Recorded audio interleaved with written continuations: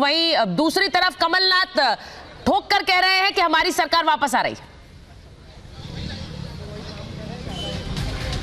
जी हाँ, बिल्कुल। देखिए, मध्य प्रदेश का अगला मुख्यमंत्री कौन होगा इसका फैसला आज हो जाएगा। मैं इस समय भोपाल में काउंटिंग सेंटर पे हूँ। यहाँ की आपको तस्वीरें भी दिखा दूं क्योंकि 8 बजे से काउंटिंग स्टार्ट होगी। सबसे पहले डाक मत पत्र यानी पोस्टल बैलेट की गिनती होगी और 8:30 से ईवीएम की गिनती होगी। ये जो कतार आप देख रहे हैं ये उन लोगों की कतार है जो कि काउंटिंग में शामिल होंगे। अलग अलग प्रत्याशी के जो एजेंट्स हैं वो काउंटिंग टेबल पर बैठेंगे और अपने प्रत्याशी जो उनके प्रत्याशी हैं उसकी काउंटिंग की निगरानी करेंगे कि किसी भी तरह की गफलत ना हो।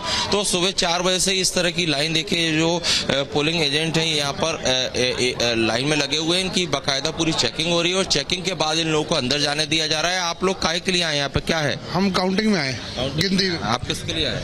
मैं नरेश ज्ञानचंदन जी, हुजूर विधानसभा भोपाल। क्या लग रहा है आज नतीजे क्या होंगे? हमारे पक्ष में ही होंगे। आप बताइए। आप? हम दक्षिण पश्चिम विधानसभा से हैं। भोपाल की 7 सीट कांग्रेस यहाँ से विजयश्री लेके जाएंगे।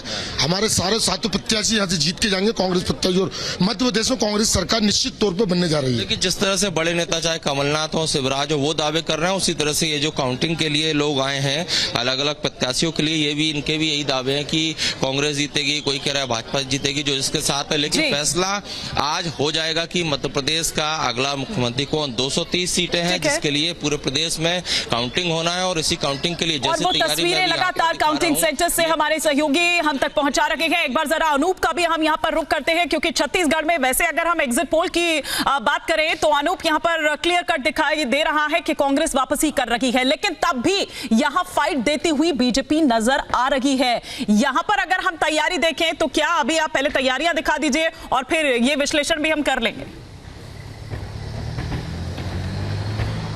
देखिए, मैं इस वक्त रमन सिंह के घर के बाहर खड़ा हूं और चारू वाले बाबा के घर के बाहर इसलिए खड़ा हूं क्योंकि इन्हीं के बयान के बाद कांग्रेस के माथे पे शिकन आ गई है। एग्जिट पोल जो कह रहे थे हिमानी सुचरिता की कांग्रेस की सरकार आ रही है, लेकिन रमन सिंह पूरी तरह से कॉन्फिडेंट थे और कह रहे थे कि नहीं, हम सरकार में आ रहे हैं।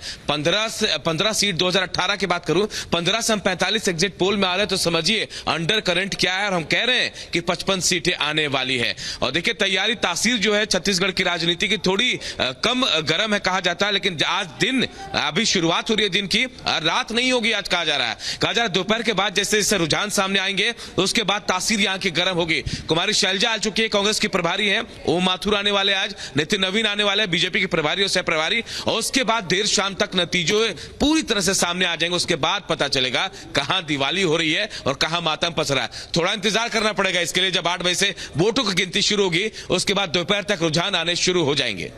बिल्कुल, आप कह रहे हैं दोपहर तक नतीजे शायद हमारे सामने होंगे और एक तस्वीर सामने आ जाएगी। अनामिका पांडे के पास जा रहे हैं, इंदौर से हमारे साथ जुड़ रही हैं। अनामिका, जिस सीट पर इंदौर में कैलाश विजयवर्गीय की वजह से चर्चाएं भी हैं, लेकिन मध्य प्रदेश के चुनाव में चेहरों की भरमार की वजह से भी चर्चाएं रही और ये उस चुनाव प्रचार में आपने देखा भी।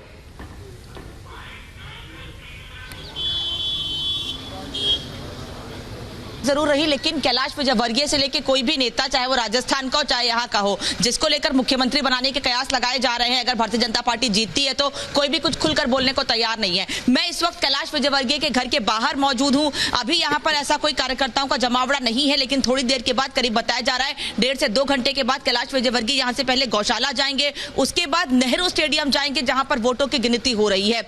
इंदौर की सभी विधानसभा सीटों की गिनती नेहरू स्टेडियम में हो रही है। 9 विधानसभा सीटें इंदौर में है और क्योंकि कैलाश विजयवर्गीय इंदौर 1 से चुनाव लड़ रहे हैं, उनके बेटे भी इस वक्त थोड़ी देर पहले बाहर निकले थे, सभी तैयारियों को देख रहे हैं। वो जरूर नेहरू स्टेडियम गए और वहां पर तैयारियों को देखने के लिए पहुंच रहे हैं थोड़ी देर के बाद, और पूरी तरह से कॉन्फिडेंट है। हर कोई दावे यही है, चाहे भारतीय जनता पार्टी के हो चाहे कांग्रेस के हो। हालांकि एग्जिट पोल में तमाम जगहों पर यह दिखाया गया है कि मध्य प्रदेश में भारतीय जनता पार्टी की सरकार बन रही है, और यही बात कैलाश विजयवर्गीय पहले से ही कहते आ रहे हैं। जिस दिन से मतदान हुआ है या उसके पहले जब प्रधानमंत्री नरेंद्र मोदी यहां पर रोड शो करने के लिए पहुंचे थे, उस वक्त भी ये दावे किए जा रहे थे। और क्योंकि इंदौर की विधानसभा सीटों को 2 से 3 विधानसभा सीटों को प्रधानमंत्री ने अपने रोड शो में कवर किया था। बहुत लंबा रोड शो नहीं था, लेकिन अलग अलग जगहों पर ये विधानसभा सीटें लग रही थी और महत्वपूर्ण सीटें थी।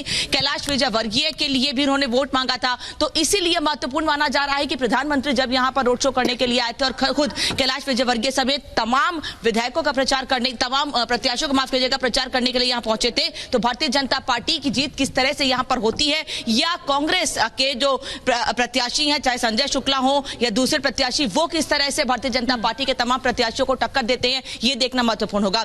थोड़ी देर के बाद जब नेहरू स्टेडियम में वोटों की गिनती 8 बजे शुरू होगी, उस वक्त दोनों ही पार्टियों के कार्यकर्ताओं का जमावड़ा वहां लगना शुरू हो जाएगा, क्योंकि जश्न की तैयारियां दोनों ओर से की गई हैं। लेकिन मिठाइयां किस तरफ बटेंगी, जो लड्डू तैयार किए गए हैं बोल रही है, जरा एक बार अपने दर्शकों को बता देते हैं